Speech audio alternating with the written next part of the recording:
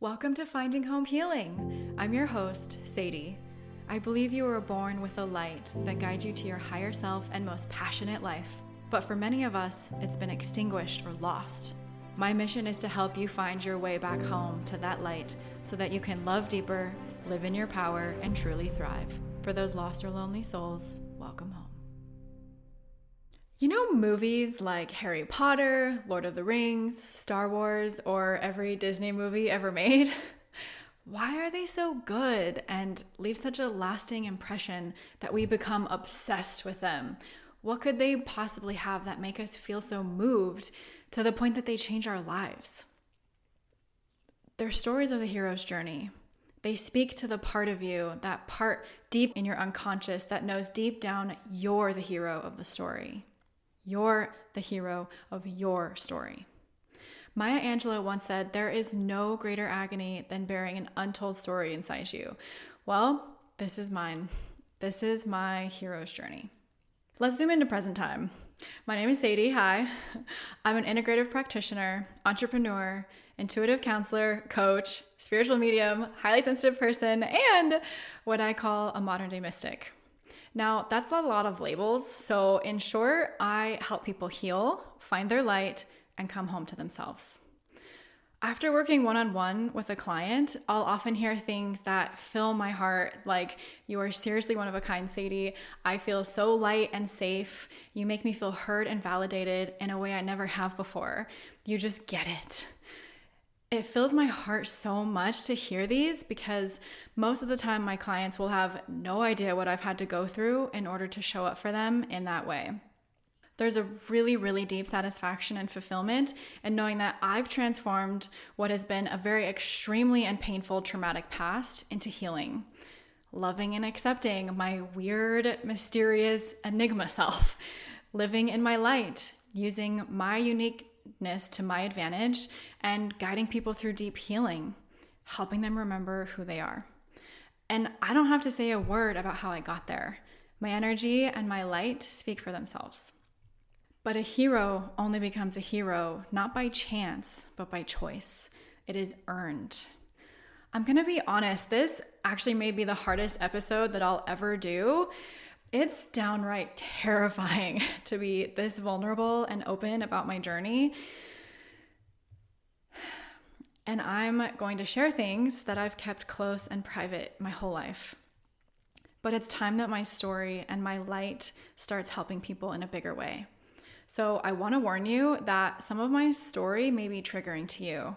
It may shake you, or I may talk about things that scare you or that you simply don't believe exist, that are completely outside of your accepted paradigm or worldview. That's all okay. I just ask that if you do choose to listen, that you listen with an open mind and a compassionate heart. And that if this episode and podcast help you in any way, that you let me know by sharing it or leaving a review wherever you're listening to this so that it can help even more people like us. I want to warn you also that my story may also hit home for you. It may feel like you're in good company for the first time in your whole life, like you're not alone and you don't have to walk life alone. Okay, I promise this is my last little preface here. I need to highlight a few very important facts and lessons before I share my story so that you're able to see, feel, and hear my story through the lens that I now see it through. First, my childhood and me as a person are very unique. The experiences I'm opening up about are unique. I know there are others out there like me, but we're not exactly the norm. I'm telling you my truth about myself and my childhood as I experienced it from my perspective only. Second, healing changed everything for me. It helped me see that there were many great parts to my childhood amidst the pain. Sadly, my parents didn't know the trauma that was happening to me at the time, so I suffered in silence and alone. Neither them nor I had much, if any, understanding, emotional intelligence, or any real ability to communicate with each other. It was just unfortunate all the way around. It's something I now like to coach parents on to be stellar at, to seek to understand and educate themselves so that they can seek to understand and educate their children, especially when the child is a complete opposite of you, or when you don't understand them, and especially if and when they're the epitome of what triggers you. Later on, I was able to uncover happy memories, to connect with times of joy and love that I did feel and I was given in my childhood that just weren't available for me to receive, feel, or know then at the time. That contributed to me being able to repair with various people, God, and myself eventually. Third, the physical and sexual trauma that I mentioned were due to that person's own trauma, pain, and suffering that I later on found out had been done to them by someone else. Now, for those nosy neenies out there, you can count on me to share as much as I am comfortable sharing and nothing more. Do not ask me or anyone who knows me to divulge any further details that I have not myself shared. Please just be respectful. Fourthly, trauma has an inevitable way of shaping our psychology and psyche into victimhood. Victimhood is rough. If any of you live in it right now, I get it. I was there too. If I hear people say, like, I grew up in the hood, I say, oh yeah, me too, victimhood. The joke doesn't always land or go over very well, but if I get a slight chuckle, it's worth it. The switch that occurs in the brain post-trauma to victimhood is very unfortunate. Victimhood blames everything and everyone else for the problems. Victimhood does not have the capacity to take responsibility, to see the truth clearly, or to forgive. Victimhood also makes a person incapable of seeing two sides to every story. Transforming victimhood is like the same thing as healing trauma. They go hand in hand. It requires those who seek healing to acknowledge that victimhood is living inside them, that it's an entirely different world, psychologically, spiritually, energetically, emotionally, and physically, compared to the empowered world. Those who seek healing from victimhood must go through things and learn things that can be very challenging, but very necessary to accept. For instance, a person in victimhood is stuck in negative emotions like anger, sadness, fear, hurt, guilt, trauma, or fragmenting. They don't yet understand that a majority of people are not maliciously bad people. They're not intentionally trying to hurt anyone, and that a person's faults are often not that person's fault. Now, you may be thinking to yourself, well, Sadie, that makes no sense. Someone has to be at fault for the bad and hurtful things that happen to me and others. If it's not their fault and it's not my fault, then whose fault is it? In order for me to answer that, I need you to understand a few more things. Everyone, myself included, yourself, even the victimized person's self, all included, we are all fallible creatures, meaning we all make mistakes. Good people can do bad things just as well as bad people can. We all miss the mark. We all do things that we regret, that we didn't mean to, or that we did mean to, but didn't fully understand the consequences. Missing the mark, making a mistake, messing up, it does not mean that someone is bad or wrong. In fact, more often than not, the quote-unquote bad guy is rarely the person themselves. The bad guy, or who or what is actually at fault, is the unhealed energy that person carries as a result of their own hurt, their own trauma, pain, suffering, and maybe ignorance. Most people, and I mean most, not all, most, are simply hurt little children with big adult shoes on, doing the best they can in every moment with what they have at the time. A person's faults and shortcomings are often due to ignorance, misunderstanding, or like I said, that unhealed energy from trauma they had, none of which are technically their fault. In case of ignorance and misunderstanding, it is the responsibility of that person who is ignorant and not understanding to learn, grow, change, and become more educated, informed, and aware by whatever means necessary. And in the case of unhealed energy from inherited or shared trauma, more often than not, the people who hurt you or others are just hurt themselves. Now, that's not an excuse for their behavior, but a necessary pill of truth to swallow for victimhood to lose its power and to have a more truthful, empowered mindset. Hurt people hurt people. That's just the truth. They have been hurt by someone else who had been hurt by someone else who had been hurt by someone else, and so on and so forth. It's like a toxic train of hot potato. Trauma just gets passed from person to person, generation to generation, until someone breaks the chain. The victim mentality has to learn that mistakes and unhealed energy do not define people, no matter how much they hurt. And the only way out is through. You must face the trauma, feel it to an appropriate degree, understand the whole truth behind it, including everything and everyone involved, forgiving it, and ultimately letting it go.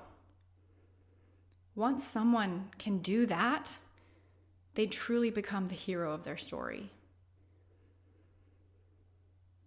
Okay, fifthly, is that even a word? I don't know.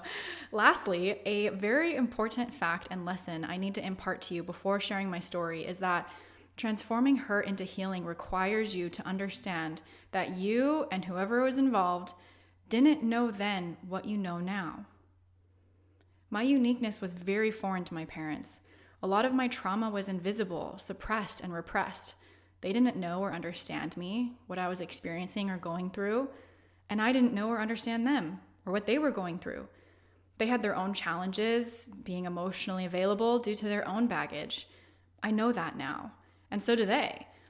I've grown to understand and love my family more than anyone. They're all my heroes. And all of those who have contributed to my victimhood throughout my life, they've all helped me find my strength, to realize that I can be and I am the hero of my story, that I can overcome whatever is thrown at me, and that I can help you now do the same. Knowledge really is power, folks. So, with all that empowering knowledge, let's dive into my hero's journey. I was born with a light, just like you. From what I can recall and the memories my family shares, I was a very bright, happy, cheerful little girl. I loved performing for audiences, being goofy, shining brightly for all to see. But things changed very quickly. People hurt me. Beings no one could see but me tortured me. I experienced so much pain and fear by the age of 6 or 7 that my light went out to the point it extinguished completely. I was very dark, very sad, very afraid, and very alone. My light was gone. By the age of 10, I had already experienced so much of the spectrum of abuse, from emotional to sexual, physical to spiritual. I had repressed so much of it that when it came time to heal about 10 years later in my 20s, it took me over 10 very dedicated years to unpack it all and heal adequately. I remember physically being roped and being dragged across the yard by my foot. Still to this day, I work with practitioners to heal the pain in my left hip where my leg connects to my torso. I was physically smothered to the point of near suffocation. I was sought out at night, tortured by these beings that I couldn't fight, and left to face the fear of every moment being a dangerous one. I experienced sexual abuse. By the age of 10, felt so utterly unloved, rejected, abandoned, and isolated, unable to measure up or be someone of value worth loving, that I believed that I was a big giant burden who didn't belong anywhere, who was wanted nowhere by no one. I was an unworthy misfit, a broken, sad, scared little girl. I even wrote about ending my life in my poems and attempted it twice. I remembered such a deep cut of hurt and abandonment, neglect, and loneliness that I ached internally for attention and acceptance. And any glimpse I got of that later in life, I've readily accepted it, even if the price I had to pay was enduring more hurt and abuse. Now, this deep sadness and longing and fear and pain and hurt that I had grew so big that it filled the space my light once lived in. And sadly, it didn't stop there. I grew up a little more. I was older, and I was bullied by the popular crowd in middle school. I kept to myself and my two only friends at the time. My anxiety and depression were so bad that I didn't trust anyone. I relied on my animals, actually, to provide a sense of comfort, safety, and security. My up until then lifelong dog pal became suddenly ill that he had to be put down right away. Old-fashioned style, if you know what I mean. I still remember running to the basement that day, trying to turn on every loud noise I could fathom to turn out the sound of the gunshot. My 7th grade English class writing revolved around poems grieving and mourning his death. And my other best friend, Lily, was something of the same. She was a cat that I rescued from my uncle's ranch. She was the one that played piano and loved getting her fur sucked up by the vacuum hose. She was so cute. We found her laying on the ground. Her eyes were glazed over, and she was practically dead. My efforts to revive her, cradled in my arms, were in vain, and her spirit left her body almost as quickly as those dogs had mauled her. And then by high school, I had lost those two only human friends that I mentioned, my dog, Red, my 3 cats, Lily, Butter, and Nala, and I had so many health issues that I was seeing doctor after doctor, cutting out food after food, to no real avail. It didn't really help. I chose an unhealthy codependent relationship. Go figure. I wonder how and why that could have happened. I accidentally got pregnant at 15. I was an accomplice to stealing pregnancy tests, and I followed that up with a traumatic abortion a few months later. I was lucky enough that day that it was protest day, so people were literally screaming at me with signs, "You're a murderer!" over and over and over again.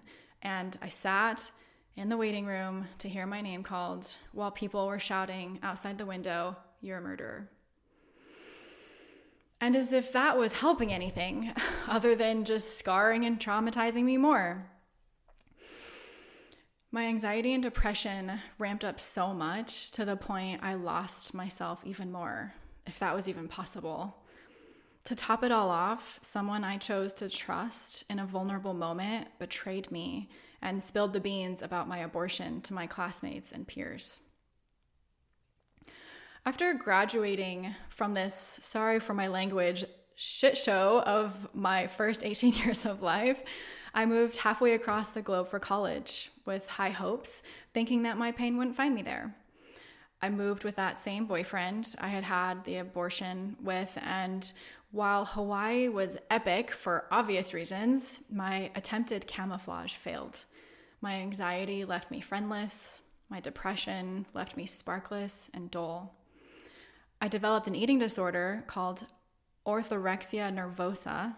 I had my first real panic attack, a traumatic breakup, a dramatic flare-up that would later be made known to me as a dramatic chronic illness, an ER visit for alcohol poisoning, a contagious disease called scabies where legit little bugs crawl under your skin and make you itch like you've been bitten by 1 billion mosquitoes all at once. Oh my God, that was so bad. And this all in tandem with multiple short and hurtful flings with characters like an Afghanistan soldier, an Olympic ski cross athlete, a guitarist in a reggae band, a firefighter, among quite a few others. I didn't have the money I needed to do the things I wanted, like travel internationally, so I worked 3 jobs on top of my overloaded credit hours. One was in an office, one was as catering staff, and one was at a Vietnamese style bar called Buy Me Drinky. Buy Me Drinky is a whole story for another time. I'm not going to get into it today, but I'll tell you one thing. The Buy Me Drinky bar did help me pay for my trips around the world. And no, I was not a prostitute. No, I was not an escort. I was none of those things, thinking about that. But I did get paid to pretend to drink alcohol. So that was interesting. I went traveling alone internationally by the time I was 21. Are you ready for my rapid fire international travel fails? And granted, yes, obviously there was very fun and beautiful experiences that I had, but these were memories that stick out to me that I had to go through.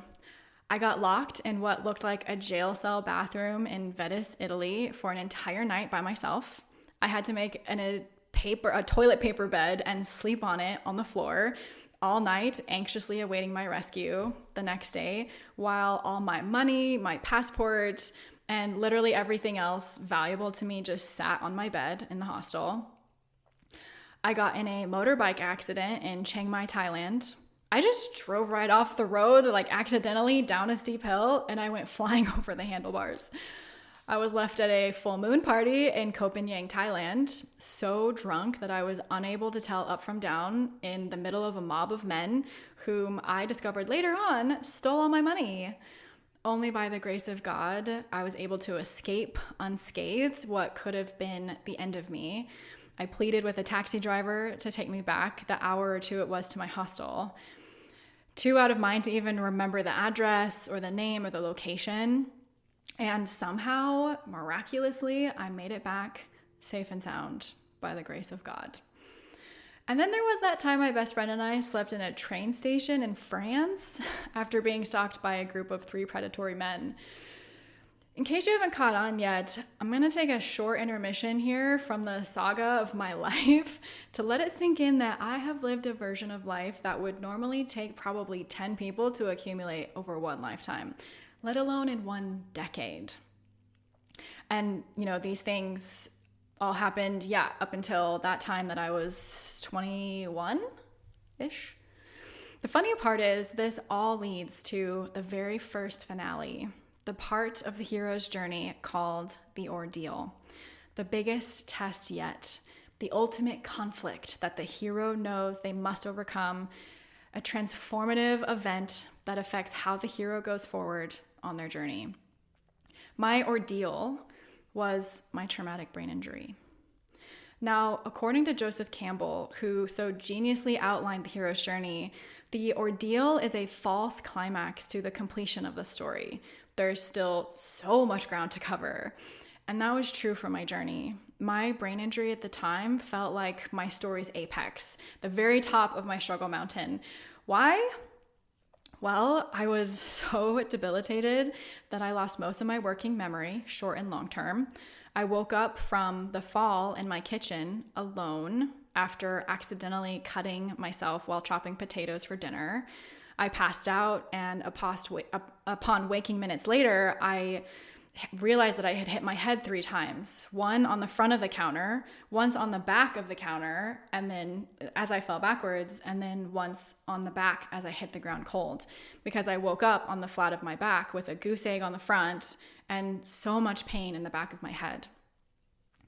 I woke up minutes later in a daze, not remembering who I was, where I was, and feeling very confused. I spent the next day in the hospital running tests, checking for internal bleeding in my brain. Again, thank God I had none, which followed up by weeks in bed alone in utter darkness, silence, because honestly, any stimulation from light or sound, even from talking on the phone or texting, made my head hurt more than I can even explain in words. Now that, my friends, is like straight torture. Even though I had already faced a few metaphoric deaths and rebirths by this point, this one was the biggest yet. And the crazy part is, when I woke up from that fall, all of a sudden I thought I was 12 years old again in my childhood home's kitchen, where just 10 years earlier, I had had a similar fall where I hit my head and woke up dazed and confused then. So in this event, when I was 22, it was like I'd entered a weird time-traveling wormhole where my timeline 10 years earlier at age 12 had overlapped with that present moment 10 years later at age 22, and the exact same thing happened to me. Only this time, stakes were much higher. I ended up losing my job due to low functionality. My improvement was so slow that it eventually became so unsustainable to care for myself that it catalyzed me to overhaul my entire life. But I'll get to that in a second. This brain injury felt deeply spiritual in nature, and it was really difficult to come to terms with. I kept asking myself, is this a spiritual attack? Am I being punished for abandoning God? Was it really the wake-up call that I needed to get back on my true path? Why did this happen to me, and why so painfully at that? By this time in life, I was no stranger to seemingly unexplainable spiritual experiences. And up until that point, I had had many run-ins with demonic beings, the ones I mentioned earlier that tortured me during my whole childhood. Yeah, I had the ability to see, feel, hear, and talk to ghosts, people that died and were stuck in the in-between, either by choice or not. I was deeply aware of energy and beings that were not three-dimensional like you and I, but that were just as real. And I found myself fascinated with the sky, like astrology and astronomy, and somehow felt like home was up there, not here on earth. I found no solace or support in my Catholic religion at the time to help me understand or navigate any of this about myself. And in fact, people in my religion called me the devil and said that I was going to hell. Somehow that had the opposite effect on me and made me feel like I was a bad person, that I was wrong for just being who I was and doomed to eternal punishment for no fault of my own. Shocking that didn't help. I know. Gosh. So I explored many esoteric ideas outside of the box of religion in what's called the New Age in an effort to find refuge. Other references to the New Age, you might call it like Western esotericism. Some people know it as that, although that term is not super well known. I actually ended up finding refuge, though. I devoured books in my preteen about psychics, mediums, near-death experiences, life after death, and I found so much solace in knowing that I wasn't the only one going through these things and having these weird abilities. Fast forward to a few years, or rewind back to a couple years before my injury, I was introduced to the idea of starseeds, the idea that some of us are not from here. We're actually from other star systems, and we're here on the earth as light workers to help humanity. So given intense how my shakening awakening was in Hawaii from about age 19 to 23, after seeing my first energy healer, I was over the moon to feel so validated that perhaps my origins were from the sky, no pun intended, and that my pervasive struggle here on earth was so far actually deeply intentional. That is, it was by choice, and it meant that I was here to do an important job. Now, of course, when I woke up from my fall, when I had my brain injury, feeling like I was 12 years old again and having to relive that 10-year timeline to catch me up to speed to where I really was at that time in three-dimensional space, I didn't have all these pieces gathered together yet. In fact, something even more surprising happened. I was called back to Jesus. So post-brain injury, as I started handling the outside world better and before I overhauled my life, I went back to church. Not the Catholic one that scarred me for life, the one where I'd sit during service as a child having flashbacks of being punished and burned at the stake. No, not that one. I went to a Christian non-denominational church, and my experiences there shocked me. I had undergone so much trauma and hurt from what I would have called God at the time that I didn't even like using that word. And here I was in church, arms up, like singing praises. I remember the very first song actually that I sang at church where I bawled my eyes out, feeling for the first time so much unconditional love, support, and power, like I had nothing to fear. It was like God and Jesus were actually on my side, that I had everything I needed. The answer was in surrendering to that which is greater than me, and that by trusting, I would always be okay. It all felt so good that it began to heal the cracks and the wounds in my heart. So I took the opportunity to overhaul my life in a positive way, and I moved away to Hawaii. I moved away from Hawaii to Southern California, where I could access a lot of healing modalities. I started with a 6-month personal development program that helped open up repressed memories and wounds, and I never looked back. Healing became my sole priority and focus from then on. All right, so we've made it to the part in the story where the hero overcomes the ordeal. I got my reward. In my case, it was healing after facing my greatest challenge, marking my triumph. The next scene sets the stage for what's called the road back. Here, the hero's journey, the hero is driven to complete the journey and the defeated antagonist, which were represented by my trauma and my wounds, my self-doubt and unworthiness, rise up again for battle. This appeared in my story in a couple different formats. One was my physical health. I was exposed to insane amounts of toxic mold in an apartment in San Diego, from which sprung a whole host of health issues, later leading to a chronic complex illness. And the second was 2 back-to-back very challenging, very traumatic romantic relationships over about 4-ish years that spun up my trauma, dug up my internal wounds even deeper, and caused me to face even bigger challenges than I had before. At the same time, I faced struggles with continued spiritual experiences wreaking havoc on me and others. In one of them, I actually chose to help out some family friends by making contact with their teenage son who had committed suicide a few years earlier. I allowed him to channel through my body so that he had a physical vessel through which he and they could speak to one another. But what I didn't know was that after that, he would come to inhabit my body and take control of it for weeks later. My brother-in-law had to interfere and help this boy's soul cross over fully to the other side so as to free my body of the possession. We did that successfully, but it left me with even more questions as to how this type of stuff fit into the narrative of Christianity that I'd become so passionate about. Later, after that experience, my spiritual evolution journey turned into a deep, abiding love and connection to God and Jesus through synchronicity.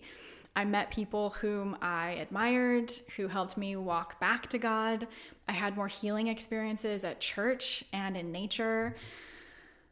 I felt the rest of the residual cracks and fears in my heart being filled up with light and love. And it got to the point where I was ready to be rebaptized, and I did. Now, when we fast forward and rewind to different parts of my story, this one sticks out as one of those like, what type of moments? Because I was clearly the last person that you would expect to be a born-again Christian. But this whole time, as I was unknowingly walking the road back, about to face the second to last stage of my hero's journey, the resurrection, I had come to find that the culmination of all my life experiences, all of the seemingly incongruent beliefs, would all come together in a final moment of death and rebirth on a higher and more complete level than the previous one. So that the hero is purified and wakes to a new world and a transformed life. My resurrection story came in the actual, literal near death. In my late 20s, I had a stroke-like event while moving out of another toxic house. I didn't have very good luck, obviously. I had a fit of rage and in the arms of my partner, screaming at the top of my lungs, and then I went limp. So what appeared to be a sleeping girl resting from a very tiring and trying 3 days in her life was actually a paralyzed girl, unable to speak or move. I was taken to the ER where they ran a gamut of tests on me. They thought I was having a stroke as well, except they found nothing. My sudden involuntary mutism made it such that I could only stutter about one word, maybe every 15 to 20 seconds. And I'd randomly, without notice, go into episodes of paralysis, lasting 3 to 8 hours. I could think thoughts inside my head, slow as they were, but I could not for the life of me get my brain to connect with my body to make any movement at all whatsoever in those episodes. Even as simply as blinking my eyes and breathing, I could barely do it. Something was so severely wrong with me, and it just kept getting worse. The next 2 months were like that, in and out of these unexplainable paralysis episodes. My family and my partner were terrified, like, what is happening to her? We don't know what's going on. This doesn't make any sense. No one's giving us any answers. Like, this is really scary. From their perspective, when they would experience me going into these episodes, they thought that I was dying because I couldn't respond. My eyes would close, my breathing would get very shallow and would sometimes disappear, and it was terrifying. Nobody knew what was going on. My brain was getting slower. Well, little did we know. I knew this, but it was hard to communicate to others that my brain was getting slower, my immune system was overreacting, and my organs were shutting down. We continued on this journey with no answers, no direction, no diagnosis. And in one particular doctor's visit, we went to what I look back on now as a very shameful and cruel neurologist who saw my inability to hold my hand against his pressure and resolved to just saying I was apathetic, that I was just a psych case and needed psych meds. Boy, I tell you what, when a doctor tells you something like that and it's so invalidating and so hurtful, it's really hard to recover from. I cried for hours with defeat after that.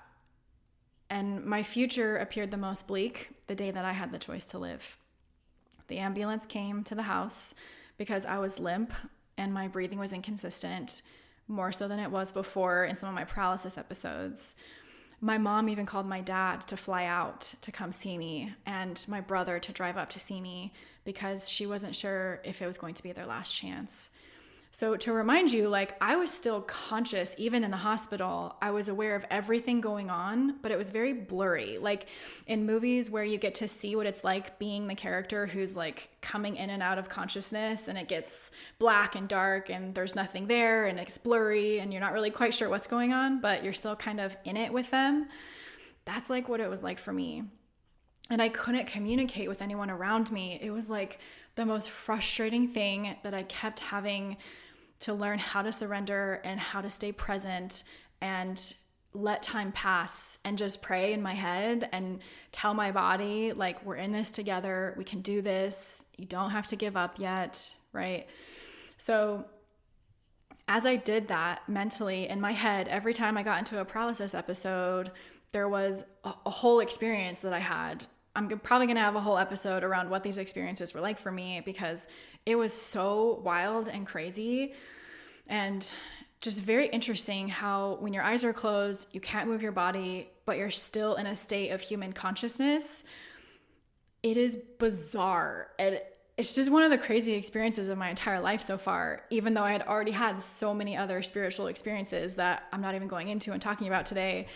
But once my body unfroze a bit after waiting hours and hours, I could move my fingers just enough to text a communication to my brother-in-law, and I believe my mom was there at the time, that it felt like something very evil had its hold on me. The voice said, "You're ours now." That was terrifying. Oh my God. Like, talk about what the heck is that and who's talking to me and saying that. It felt so evil, like terrifyingly malicious. So the ER ran all their tests again, and guess what? They still found nothing. So how can someone express all these symptoms, feel like they're dying, and yet nothing show up on these tests? It didn't make sense. It wasn't adding up. Then it occurred to me, I was under the spell of a very obscure and evil physical illness while simultaneously fighting a spiritual warfare. And currently, I was losing. The hospital couldn't do anything for me. They sent me home with no answers again and no help again. Go figure. So my family carried me into the house. This was my sister's house at the time because I was living there at the time since I couldn't move and they had to take me to the bathroom. My mom and sister bathed me and they laid me on the bed. My mom very clearly said to me in that moment, "Sadie, you have the choice to live or die right now. You have to fight. We cannot lose you."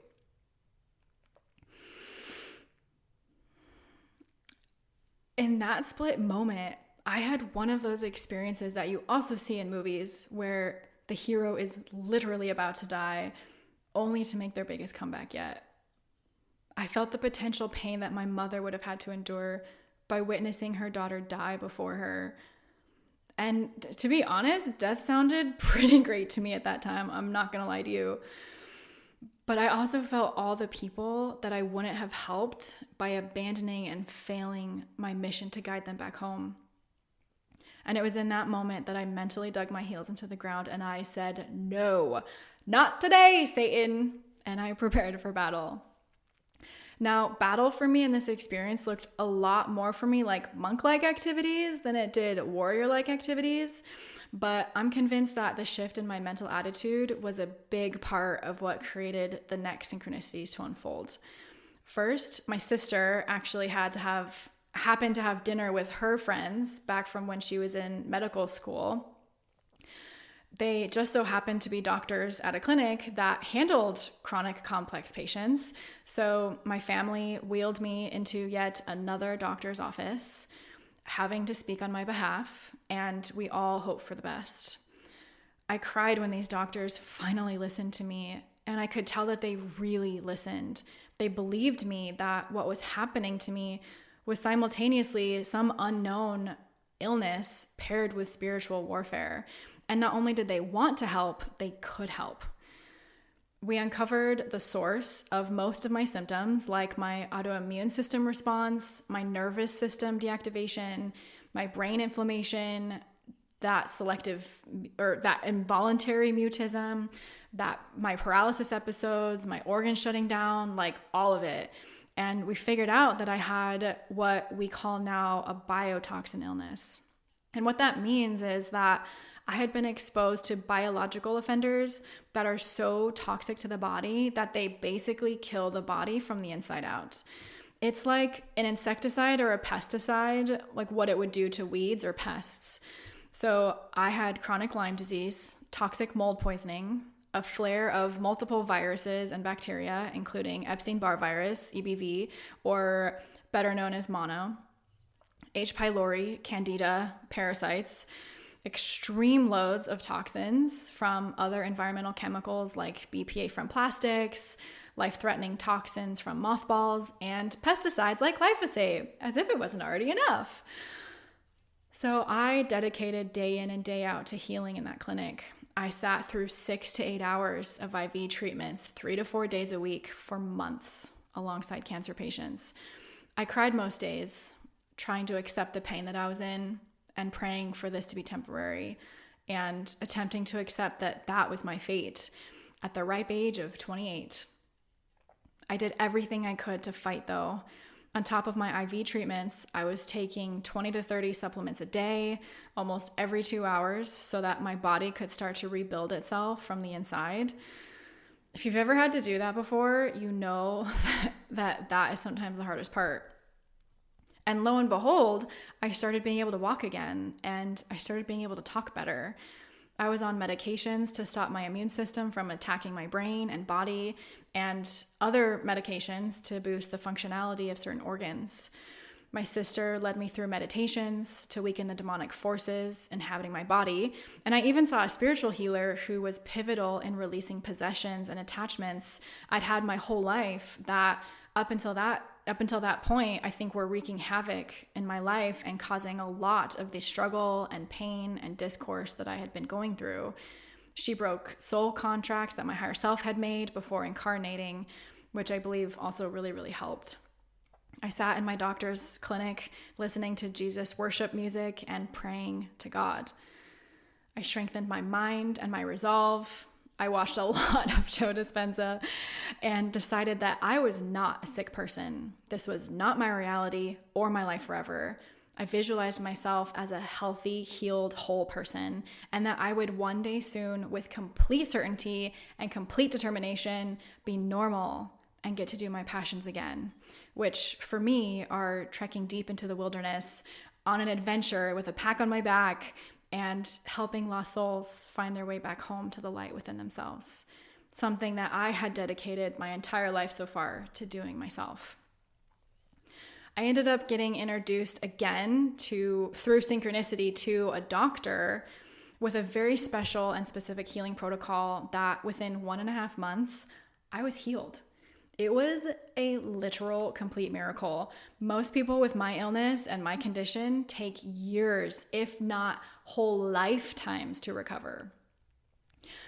I could talk again with my normal speed and enunciation. I could walk again with vigor and stamina, and my brain was functioning again, and I could drive my car. I had part of my freedom back. My body was revived. And literally just a few months later, I found myself inside of my exact visualization, but in real reality. I was trekking deep into the wilderness on an adventure with a heavy pack on my back for 15 miles, and it was glorious, literally glorious. I healed the relationship with my mom, my dad, my sister and brother, who in fact throughout my entire illness were there for me, including my friends and my partner, in the biggest way that anyone could ever be for me. I was not alone. And I was certainly not that unworthy victim that no one loved or cared about. I was the hero.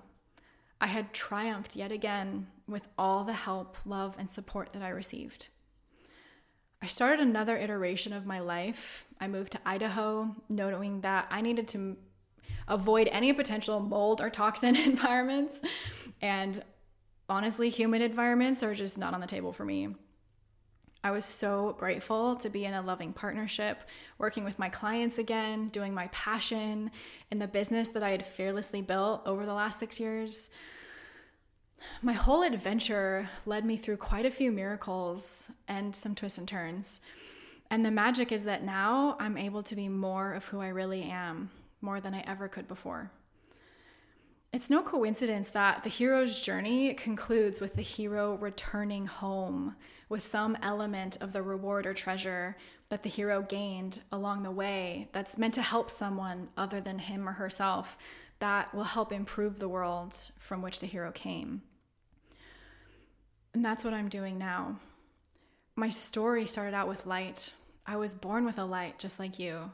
And I experienced so much trauma and abuse as a child. I had a traumatic brain injury, multiple toxic relationships, a chronic illness that led me to near death. And yet through all of that, I still have a happy ending. I've returned home to myself, home to appreciation and acceptance and love for everything I've been through and everything I've conquered, including everyone who was a part of it. I now love my weird, eccentric self. I love my relationship that's loving and lifts me up. I love my family with whom I used to have so much hurt. They are now my heroes. I love getting to do my passions, to be in the wilderness and help people heal. I love both my belief systems, Christianity and Western esotericism, and how they've overlapped and integrated to truly resurrect me.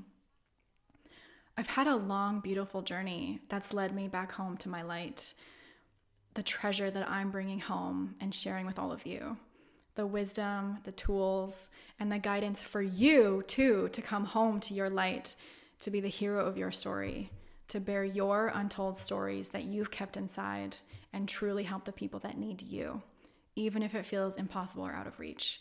That's why I'm telling you the story at all, and with this whole podcast, what it's about. If you're feeling like your light is out, I'm here to help you. After everything I've been through, I've personally come to believe these 3 fundamental truths. This is part of what I want to leave you with today. Number 1, who you are is a result of what you choose to do with what happens to you. I'm going to say that again. Who you are is a result of what you choose to do with what happens to you. Bad things happen to good people, but there's always a way to use those experiences for good. Number 2, healing is a choice. It's a journey that can and will lead you back home to who you really are if you're willing and want it bad enough. And number 3, you were born with a light that may have been extinguished or lost by forces beyond your control, but you're the hero of your story. You can take back your power, find your way back home to your light, and thrive. That's why it's my mission with this podcast and the work I do as an intuitive counselor and coach to help you do that. This is my life's work. Finding home healing is a big part of why I even volunteered to come to this planet in the first place. And I'm so grateful and excited that I get to share it with you now. Just for you to know, in future episodes, we're going to cover a whole host of topics ranging from psychology to emotions to aliens and religion, spirituality, philosophy, theology, cosmology, even consciousness and history, reality itself. I can't wait to ride this ride with you.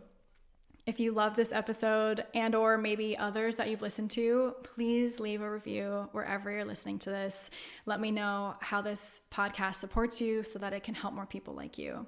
And if you want one-on-one support, feel free to go to findinghomehealing.com and get in touch with me there. If there's one last thing I want you to take away from hearing my story today, it's this. No matter what you're going through, no matter how bad it is, whether you're sick, anxious, depressed, lost your job, going through a breakup or a divorce, grieving or navigating life post loss of a loved one, you're experiencing a really challenging life transition or a confusing period of life, relationship conflict, financial stress, anything of the sort, it may feel like your light is out and that it's not going to get better. But I want you to know that I've been there. I have been there. And you are not alone. You are not alone. I'm here with you, and we're going to get you back to your light. If you love this episode and or maybe others that you've listened to, please leave a review wherever you're listening to this. Share it with somebody that you think it could help. That's the biggest way you can help me help even more people like us. And if you want one-on-one support, feel free to go to findinghomehealing.com and schedule an intro session with me there. Thank you so much for tuning in today, and we'll see you in the next one.